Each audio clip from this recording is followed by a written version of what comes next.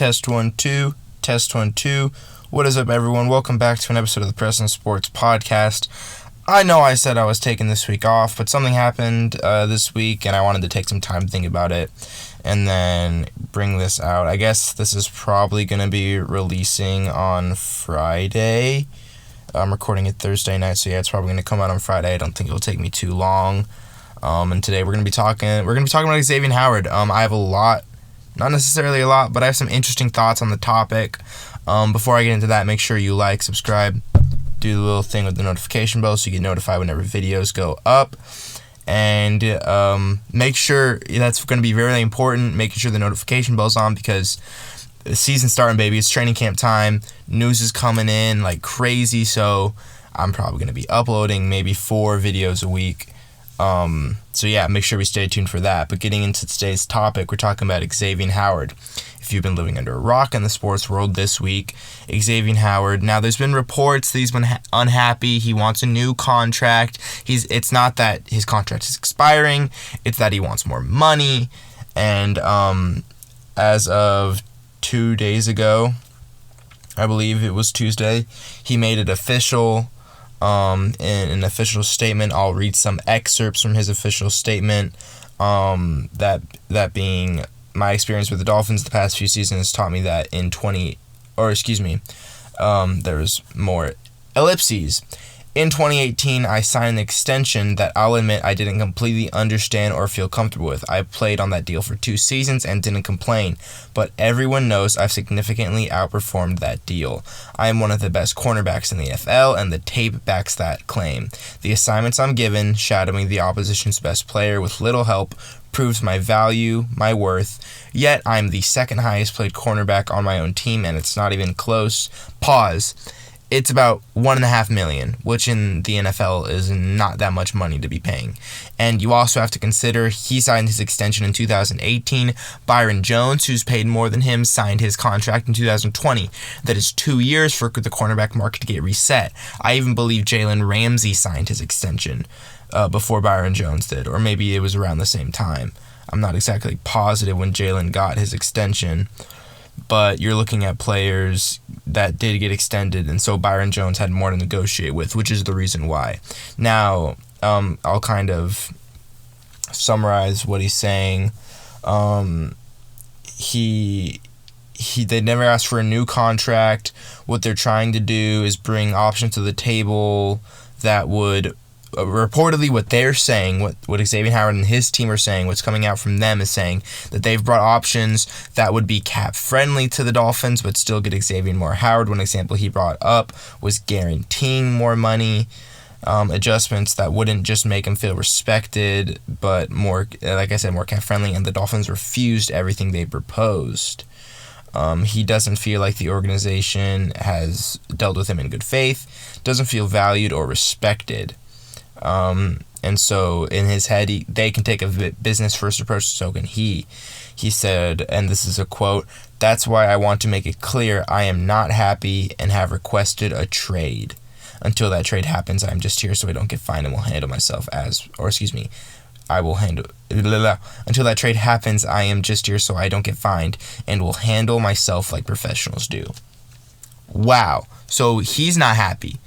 And this isn't like an Aaron Rodgers situation where we're hearing things from his camp or we're hearing things from the Packers, and Aaron Rodgers just doesn't say anything about it until he gets back and is there for training camp and says, yeah, I wasn't happy, but we talked about it and hopefully there's ways. And they trade for Randall Cobb and everything's hunky-dory. This is like him saying, yes, I want to get out, I'm not happy here, and until I'm traded, I'm just here so I don't get fined. Now, I think Xavier Howard is being a baby. I mean, come on, dude. Byron Jones is making $1.5 million more, and for the market to go up $1.5 million in 2 years is completely understandable. You were on a great team, a great defense. He talks about having no help around him. Sure, like maybe the pass rush is a bit weak, but you're talking about one of the better defenses of the NFL last year. Like, yeah, sure, you had 10 interceptions. So what? So what? No one cares. Do you think you deserve to make top 5 money right now? No, that's the thing. teams will try to lock you in earlier, so before you play really well, you don't charge $17 million, $18 million, however much you want to make. He's probably going to be looking to make around 20 because he had 10 interceptions last year. But I mean, I don't understand. If you're like you look at this is my thing, and you're never going to see a lot of athletes do this. You look at Tom Brady. Tom Brady could be the richest NFL player of all time. My man has won 7 Super Bowls in 20 years, 21 years? Who else has done that? Now, who else has taken pay cuts year after year after year so that his roster can be surrounded with talent around him? Because you know what's going to happen when you're paying Byron Jones $16 million and then say you're paying Xavier Howard $18 million. You know what's going to happen? You're going to look at something like the Ravens, where you're paying your really good corners, but your safeties are kind of questionable. Right now, you have no pass rushers. But I trust the Ravens a lot more because the Ravens, we've seen them do this before. They've never, they make names out of pass rushers. They don't let named pass rushers they make named pass rushers. Named pass rushers don't make them. Who was Matthew Judon before the Ravens? You know what I'm saying? I'm fine with the Ravens doing that because I trust the Ravens front office and I trust their coaching staff to develop talent. With the Dolphins, we saw what Ryan Tannehill was when he got away from Miami. We saw what Jarvis Landry was when he got away from Miami. We see all these cases of players leaving, I guess specifically Adam Gase, but kind of leaving Miami and still having success in the league. And now we're going to talk about like, hey man, I want to get out of here because I'm making 1.5 less million than Byron Jones. Like, I know when he says cap friendly, he doesn't mean the cap hit will change. His cap hit will go up because, and this is why I'm skeptical about this. This isn't about money. It's about respect. Bud, you earn respect on the field. Whatever they sign on a Sunday and hand you after the game, it's not for respect. You're doing this for money. Don't claim it's about respect. It's not because, man, my team pays Byron Jones more than me. They must respect me or respect him more than me. That's not how it works. Like, I don't, and of course, I don't know Xavier Howard. I'm not in his camp. I'm not like around him at all. So like maybe he attributes how much he earns to how much success he had, or how much he earns to how much respect he has, how much respect is given to him. But that's just not how it works. You know, you look at someone like Nick Chubb, or gosh, what's a good example? Nick Chubb's the best example I can think of, but like,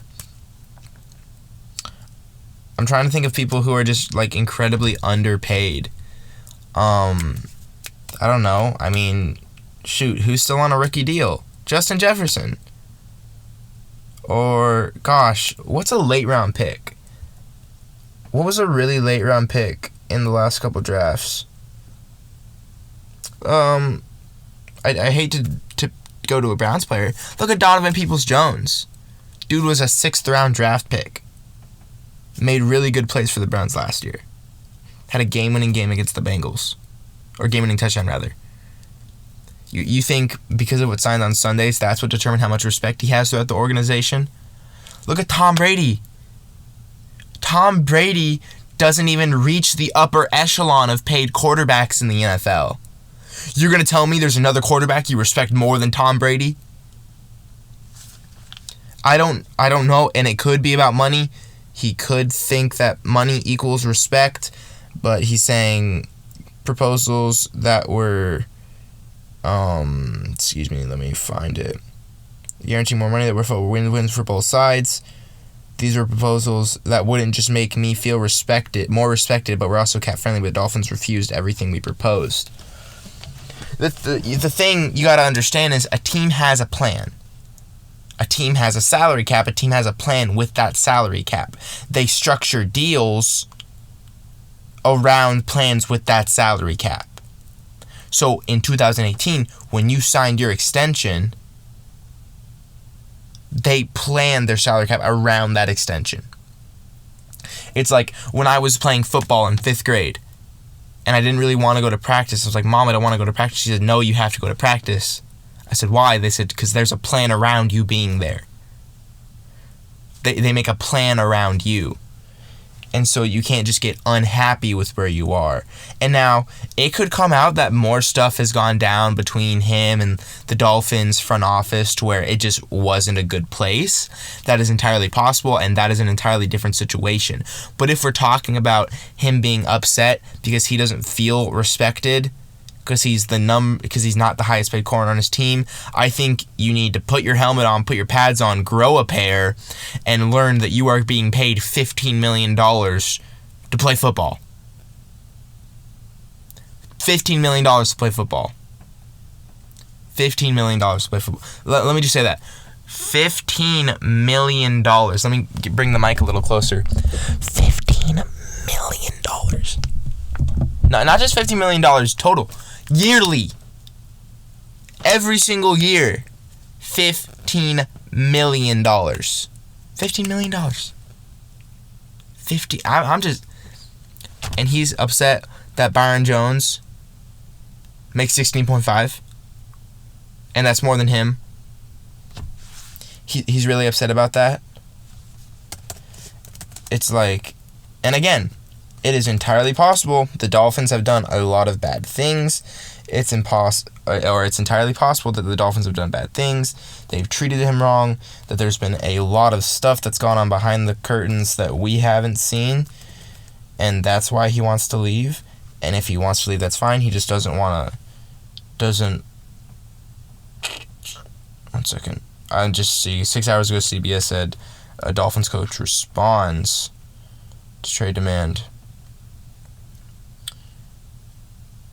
Alright, so he was on the Joe Rose show via the Miami Herald. There's a way. I think we can continue to have a discussion with him, his representation, and keep the lines of communication open, continue having dialogue, and hopefully work something out. According to Flores, the two sides have been communicating with each other in an effort to get things figured out. Look, he's a great player, good teammate, Flores said. His teammates love playing with him. I love coaching him. Obviously, we've had discussions with him, his representation. I talked to him on Tuesday. I'll keep those conversations between us, including his contract situation. Whenever Flores and Howard talked, or whatever they talked about on Tuesday, clearly didn't go too much to convince him. Yeah, because the demand came out Tuesday night. I was going to talk about possible trade destinations, but we're kind of far into the video already. I just wanted to look at something real quick. Because Now, this also might be a problem for him personally. Byron Jones just didn't have that great of a year last year. He had his worst year as a corner. For those of you who aren't aware, he played free safety his first 3 years in Dallas. You go to 18 and 19, he switched to corner and played significantly better. And then this year it kind of went up. He allowed twice as many yards, over twice as many yards. Let's see, he went from so his highest was, I'm trying to think of the right way to say this. He did have 2 interceptions this year, which is more than he's had in a single season before. But he goes from allowing 395 yards to 775, allowing a completion percentage of 53.1 to 60.3. Yards per target skyrocketed from 6.2 to 10.6. He went from 3 to 5 touchdowns in 87, passer rating allowed to 108. That's just tough, dude. That's just tough. Yeah, I don't know what that's about. But excuse me. I don't know. I mean, 14 and a half minutes in, gosh. Xavier.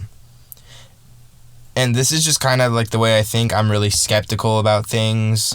Like whenever NFL players complain about not making enough money, I'm like, dude, you got people like struggling to feed their families, and you ever hear like, Byron Jones makes $16.5 million, and I only make $15 million.